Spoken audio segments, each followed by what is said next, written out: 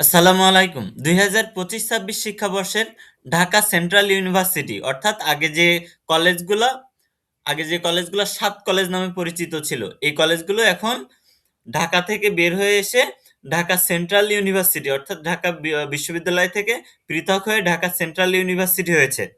এখন ঢাকা সেন্ট্রাল ইউনিভার্সিটিতে ভর্তি হইতে গেলে ভর্তি পরীক্ষা দেওয়া লাগে। এই ভর্তি পরীক্ষার জন্য আবেদন করতে হয়, তারা নোটিশ দেয়। তো নোটিশ তারা একটা সূত্র জানিয়েছে জানুয়ারিতে এই নোটিশ প্রকাশ করবে এবং মার্চে গিয়ে ঢাকা সেন্ট্রাল ইউনিভার্সিটির ২০২৫-২৬ শিক্ষাবর্ষের ভর্তি পরীক্ষাটা তারা নিয়ে নিবে।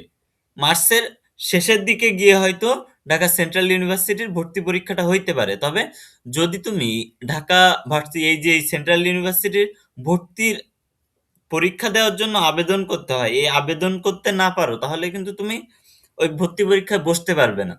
সুতরাং তুমি সার্বক্ষণিক খেয়াল রাখবে কখন তোমাদের আবেদনের নোটিশ প্রকাশ হয়। আর আমি অবশ্যই তোমাদের আবেদনের নোটিশ প্রকাশ হওয়ার পরপরই তোমাদেরকে জানিয়ে দিব যে তোমাদের আবেদনের নোটিশ প্রকাশ হয়েছে, ভর্তি পরীক্ষার জন্য আবেদন করতে হবে, তখন তোমরা আবেদন করে নিবা। ঠিক আছে?